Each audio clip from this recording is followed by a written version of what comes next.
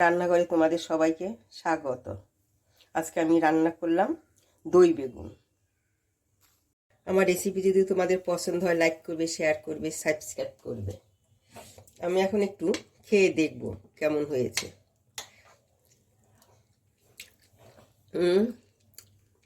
দারুণ হয়েছে। করবো দই বেগুন, এই জন্য আমি বেগুন নিয়েছি দুটো, ধুয়ে নিয়েছি, আবার ধুবো। এখন এই বেগুন দুটোকে আমি কেটে নিচ্ছি। বেশি মোটা করে কাটবো না, পাতলা করেই কাটবো। এই যে এইভাবে আমি পুরো বেগুনটাকে আমি কেটে নিচ্ছি। এই যে এরকম করে কেটে নেব। বেগুনটাকে আমি কেটে নিয়েছি। এখন এটাকে জল দিয়ে 10 মিনিটের জন্য ভিজিয়ে রাখবো। তাহলে যে বেগুনের গায়ে একটা কষ থাকে সেটা জলে বেরিয়ে যাবে জলের সঙ্গে। বেগুনটাকে অল্প যে চিনি, নুন আর হলুদ দিয়ে মেখে রাখবো। আর দিচ্ছি কাশ্মীরি লঙ্কার গুঁড়ো। আমি বলতে ভুলে গেছি, লঙ্কার গুঁড়োটা দিলে না কালারটাও সুন্দর আসবে, আর এই চিনিটা দেওয়ার জন্য তেল কম টানবে, আর খেতেও ভালো লাগে। এই চিনি দিলে বেগুন ভাজা এইভাবে খেতেও ভালো লাগবে। তোমরা যদি কেউ করে থাকো তাহলে ঠিকই আছে, অনেকেই করে, হ্যাঁ, অনেকে আবার জানেও না, কিন্তু খেতে ভালো লাগে। বেগুন ভাজা এই চিনি দিয়ে করবে, দারুণ লাগে খেতে। বেগুনটা মাখা হয়ে গেছে। এখন আমি এটাকে 10 মিনিটের জন্য রেখে দেব। তাহলে কি হবে, এর মধ্যে নুন, চিনি, মশলা সবই ঢুকবে, একটু জলও ছেড়ে দিবে, তাড়াতাড়ি আমার ভাজা হয়ে যাবে।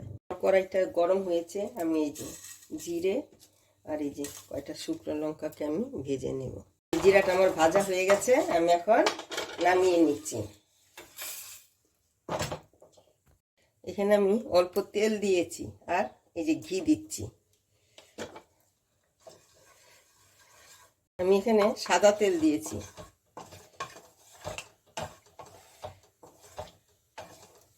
এখন এটা একটু গরম হোক। এখন আমি এক এক করে বেগুনগুলোকে আমি দিয়ে দিচ্ছি।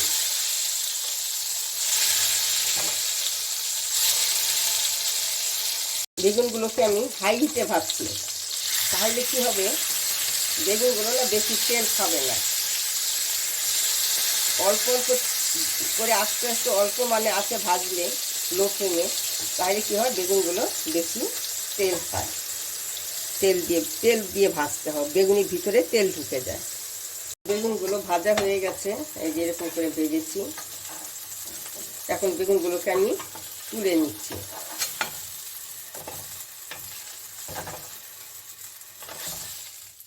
এইভাবে আমি সব বেগুনগুলোকে আমি ভেজে নেব। এখন এখানে আমি দিচ্ছি, কড়াইটা গরম হয়েছে, ঘি ফোড়ন দিলাম। এখন এর মধ্যে আমি কয়টা শুকনো লঙ্কা দিয়ে দিলাম। তার মধ্যে দিয়ে দিচ্ছি আমি কয়েকটা একটু সাদা জিরে, আর দিয়ে দিলাম এই যে সর্ষে। এখন দিয়ে দিচ্ছি এখানে হিং। আমি গ্যাসটা একটু কমিয়ে দিচ্ছি, তাহলে মশলাটা পুড়ে যাবে। এর মধ্যে দিলাম আমি হলুদ গুঁড়ো, আর দিয়ে দিচ্ছি আমি কাশ্মীরি লঙ্কার গুঁড়ো। এখন এর মধ্যে আমি দিয়ে দিচ্ছি এই যে বেগুন। গ্যাসটাকে আমি অফ করে দিয়েছি, নইলে মশলাটা আমার পুড়ে যাবে পুরো। সাবধানে নাড়াতে হবে, নইলে বেগুনগুলো ভেঙে যাবে। যে আমার একটা বেগুন ভেঙে গেছে, কারণ এগুলোতে বেগুনগুলো তো ভাজা বেগুন না।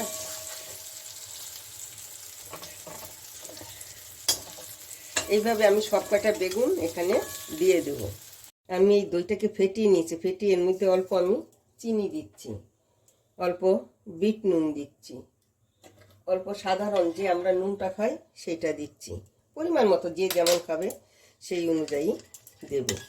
আমি এগুলো সব একসঙ্গে মিক্সড করে নিচ্ছি। মধ্যে আমি অল্প ধনে পাতা কুচি দিচ্ছি, আর যে একটা ভাজা মশলা করেছিলাম জিরা শুকনো লঙ্কা, ওই মশলাটা আমি অল্প দিয়ে দিলাম। কিন্তু কি যে সেন্ট বেরিয়েছে বলার মতন না। ঘি দিয়ে ভাজার জন্যই নাকি আর ওই ফোড়নটা পড়েছে, ওই জন্যই মনে হয়। এখন আমি আরেকটা পাত্র নিচ্ছি, এই যে এইটা। এটার মধ্যে আমি বেগুনগুলোকে এক এক করে আমি সাজিয়ে দিচ্ছি, এই যে এইভাবে।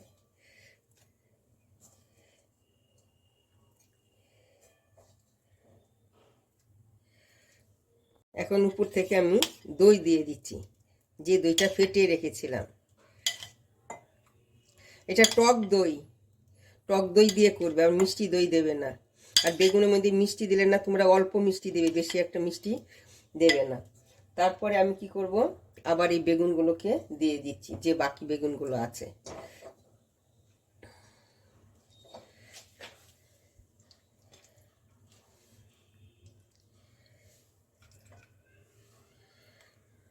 তারপরে কি করব, আমি যে দইটা বাকি আছে আমি এটাও ঢেলে দিচ্ছি এখানে।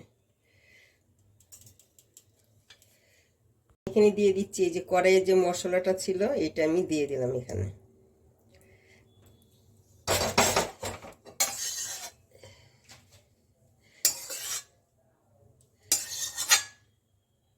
দারুণ সেন্ট বেরিয়েছে, কি বলবো, ঘর মৌ মৌ করছে। এখন আমি কি করবো, আমার মনে হয় একটু দইটা কম মনে হচ্ছে, আমি আরেকটু এখানে দই দিয়ে দিচ্ছি। যে দইটা বেশি দিলে ভালোই লাগে খেতে, আমরা পাপড়ি চাট খাই না, ওই রকম। এর মধ্যে আমি দিয়ে দিব ওই যে ভেজে রেখেছিলাম কয়টা শুকনো লঙ্কা, আর দিচ্ছি কয়েকটি অল্প ধনে পাতা। পরিবেশনের সময় তোমরা ধনে পাতা দিয়ে পরিবেশনটা করবে। আর দিচ্ছি এই যে ভেজে রেখেছিলাম যে জিরা আর শুকনো লঙ্কা, এই মিশ্রণটা দিচ্ছি। আর দিচ্ছি আমি অল্প চিলি ফ্লেক্স, তোমরা দিলে দেবে, না দিলে নাই, দাঁতে পড়লে ভালোই লাগে। এইভাবে তোমরা রান্না করবে, আমি যেভাবে করেছি তোমরা এইভাবেই করবে, খেয়ে দেখবে দারুণ লাগছে খেতে। যেভাবে করেছি তোমরা এইভাবেই করবে, করে খাবে, খেয়ে দেখবে। যদি ভালো লাগে তাহলে কমেন্টে কিছু লিখবে, বা খারাপ হলেও লিখে জানাবে কেমন হয়েছে, তাহলে আমি বুঝতে পারবো আমার রেসিপিটা কেমন হয়েছে। আমার রেসিপি যদি তোমাদের পছন্দ হয়, লাইক করবে, শেয়ার করবে, সাবস্ক্রাইব করবে।